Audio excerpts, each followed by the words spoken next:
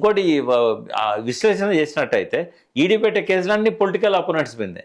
దేశంలో ఎంతో సంపద దోపిడీకి గురవుతున్నది రాజకీయేతర శక్తుల వల్ల. వాళ్ళని ముట్టుకోరు. ఇప్పుడు అదాని ఎంట్రీగా కూడా వీకలేరు కదా. ఇట్లాంటివన్నీ కూడా వాళ్ళకి ఏంటంటే పవిత్రత కోల్పోయినాయి ఆ సంస్థలు కేసు పెట్టడం అంటే రాజకీయ ప్రత్యర్థుల పైన బీజేపీ పెడుతున్న కేసులు అనేది చూడాలి తప్ప నిజంగానే వీళ్ళు అవినీతి పరులని చెప్పడానికి లేదు. ఇప్పుడు 10,000 పేజీల ఛార్జ్ షీట్ వేసి కవిత గారి మీద ఏం రాశారల్లా? ఏదైనా ఉందా పట్టుకోవడానికి? చివాట్లు పెట్టింది కదా కోర్టు మరి. కాబట్టి కేటీఆర్ గారు కూడా క్లీన్ గా బయటకు వస్తారు. ఆయన అవినీతి ఏం చేయలేదు ఈ విషయంలో. బట్ ప్రొసీజరల్ లాప్సెస్ ఉండొచ్చు అని చెప్పి వాళ్ళు కూడా చెప్పారు. జరిగింది కూడా మనకు కనబడతా ఉంది. కానీ ఇక్కడ దాదాపు 8 కోట్ల వరకు పెనాల్టీ కట్టామని చెప్పి కూడా ప్రభుత్వం చెప్తుంది సార్. అంటే నేను అనేది వాళ్ళ రూల్స్ ఎట్లున్నాయో, అగ్రిమెంట్ ఎట్లుందో, అగ్రిమెంట్లో ఇన్ టైంలో ఇవ్వకపోతే పెనాల్టీ కట్టే పరిస్థితి ఉన్నదేమో మనకు తెలియదు. బట్ అది కూలంకుషంగా దాని మీద చర్చించాలంటే ఆ పేపర్స్ అన్ని స్టడీ చేయాలి. పెనాల్టీ కట్టే పరిస్థితి ఉన్నప్పుడు ఇక నీకు లంచాలు అవినీతి ఎక్కడుంటుంది? ఓకే. కానీ సార్ ఇక్కడ ఇంకోటి ఇప్పుడు కేటీఆర్ అరెస్ట్ అనగానే ఫస్ట్ ఆ ఇష్యూ బయటికి రాగానే కేటీఆర్ గారు ముందే ఎందుకు స్పందించాలి? అంటే ఆయన నేను అరెస్ట్ అవుతాను సిద్ధపడ్డారా? అందుకని ఆయన అంగీకరించాడు. గవర్నర్ ఏసీబీకి పంపడము, గవర్నర్ అనుమతి కోరడం, దాని అర్థం ఏంది? ఇంకోటి అప్పుడే అక్కడెక్కడ బయట దేశాల్లో ఉన్న దక్షిణ కొరియా పోయాడు కదా మన రెవెన్యూ మినిస్టర్. అక్కడ నుంచి బాంబులు వెళ్తాయి. దీపావళి కంటే ముందే బాంబులు అంటే ఇవన్నీ దేన్ని సూచిస్తాయి? అరెస్ట్ కదా. ఇప్పుడు కవితను అరెస్ట్ చేశారు. ఏమైంది?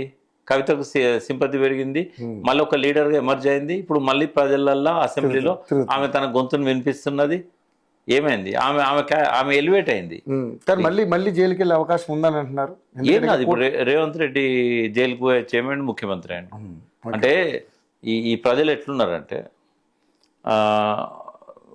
తనకు అనుకూలంగా ఓట్లేయట్లేదు, ఎగ్జిస్టింగ్ ప్రభుత్వానికి వ్యతిరేకంగా ఓట్లేదు. ఎవడన్నా గెలవని ఈయన మాత్రం ఓడిపోవాలి.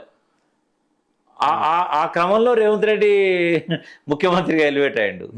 నిజంగానే నిజాయితీ పరులను గెలిపిద్దాము, అవినీతి పరులను. మొన్న కేసీఆర్ గారి మీద కూడా సేమ్ ఇదే వచ్చింది మీరు అన్నట్టుగానే. అమ్మాయి వాళ్ళు గెలిచే అవకాశం ఇద్దాం, బట్ ఈయన మాత్రం ఓడగొట్టాలన్నతోనే ఓడగొట్టారు. అదే అంటే యాక్చువల్గా అనేక కర్నూలు చౌక్ వే కారణాలు అన్నట్టు టిఆర్ఎస్ ఓటమి మీద నేను ఒకసారి బుక్ రాద్దాం అనుకున్నా. అయితే ఆ సినాప్స్ అన్ని రాసుకుంటే 100కు పైన వచ్చినాయి కారణాలు. ఇవన్నీ రాయాలంటే 1800 పేజెస్. ఓ మాటను వదిలేదు కదా. ఇప్పుడు కార్ల రేస్ ఉంది, ఇది మిస్టేక్, అది కేటీఆర్ ది. అయితే ఆ మిస్టేక్ ఏంది అని మొత్తం ఎక్స్ప్లెయిన్ చేయాలి. మళ్ళీ ఆయన కోర్టు పోతాడు నా మీద. రకరకాల 100కు పైన ఉన్నాయి కారణాలు. ప్రధాన కారణాలు ఒక 10 ఉంటాయి. అవి చాలా సార్లు డిస్కస్ చేసుకున్నాం. అవును, రైట్. మొత్తానికైతే కేటీఆర్ గారు అవినీతి అయితే జరిగి ఉండదని మీ అభిప్రాయం? జరగలేదు ఈ ఇష్యూలో. ఓకే. సో కాళేశ్వరంలో అసలు గజేంద్ర సింగ్ షెకావత్ నీటిపారుదల శాఖ మంత్రి కేంద్రంలో, పిసిసి ప్రెసిడెంట్ గా ఆ రోజుల్లో ఉత్తమ్ కుమార్ రెడ్డి ఉన్నాడు. ఆయన నల్గొండ నుంచి ఎంపీ. ఆయన అడిగిన ప్రశ్నకే సమాధానం ఇచ్చాడు. కాళేశ్వరం మేము ఫైళ్ళని ఎంక్వైరీ చేశాం, రూపాయి కూడా అవినీతి జరగలేదు అన్నాడు. ఇంకోటి వీళ్ళు కూడా 1,00,000 కోట్లు అన్నారు. 1,00,000 కోట్లు గవర్నమెంట్ వచ్చినాక కాగ్ రిపోర్ట్ పెట్టింది అసెంబ్లీలో. కాగ్ రిపోర్ట్లో ఏం చెప్పారు? 93,000 crores అన్నారు. అందులో 13,000 రాజశేఖర రెడ్డి, రోషయ్య, కిరణ్ కుమార్ రెడ్డి పీరియడ్లో 80,000 కోట్లే ఖర్చు అయినాయి. 80,000 కోట్లు ఖర్చు అయితే ఎన్ని స్ట్రక్చర్స్ వచ్చినాయి? 14 టీఎంసీలు ఉన్న రిజర్వాయర్లు 141 టీఎంసీలు అయినాయి. 200 కిలోమీటర్ల టన్నెల్స్ అయినాయి, 203 కిలోమీటర్లు. 1,500 కిలోమీటర్ల కాలువలు అయినాయి, 3 బ్యారేజ్లు అయినాయి, 21 పంపింగ్ స్టేషన్లు అయినాయి, 22 సబ్ స్టేషన్స్ అయినాయి. తర్వాత అండర్ గ్రౌండ్ పంపింగ్ స్టేషన్స్ అయినాయి, 2 అండర్ గ్రౌండ్ పంపింగ్ స్టేషన్స్. తర్వాత ఇంత పెద్ద హ్యూజ్ నెట్వర్క్, మలన సాగర్ లాంటి ఒక హ్యూజ్ రిజర్వాయర్. మరి ఇవన్నీ ఆ 80,000 కోట్లు కావా వాటికి? ఒక్కొక్క దాని మీద లెక్కలేసి చేల్చాలి. ఒకవేళ నిజంగా కాళేశ్వరంలో అవినీతి జరిగితే, కాళేశ్వరం కంప్లీట్ అయింది ఎప్పుడు? 2019 జూన్ 21. ఇప్పుడు 5 ఏళ్ళు అయింది. మరి 5 ఏళ్లలో ఒక్క ఆధారాన్ని కూడా ఎందుకు బయట పెట్టలే? పోనీ కరప్షన్ సంబంధించింది పిసి ఘోష్ గారి కమిటీ ముందు ఓపెన్ విచారణ జరుగుతుంది. చాలా నిజాయితీ పరుడని జడ్జి ఆయన. బాబ్రీ మసీద్ మీద తీర్పు చెప్పిండు ఆయనే. శశికళను అవినీతి పర్రాలని జైల్లో పెట్టింది ఆయన తీర్పే. మరి అటువంటి నిజాయితీ పరుడైన 5th జనరేషన్ జడ్జి ఆయనే, నేను కూడా 2 సార్లు కలిశాను. అటువంటి వ్యక్తి కూడా ఓపెన్ విచారణ జరుపుతున్నప్పుడు అవినీతికి సంబంధించి ఎక్కడన్నా ఆధారాలు వచ్చాయా? వీళ్ళు ఏం బయట పెట్టలేకపోయారు కూడా. లేవు కదా.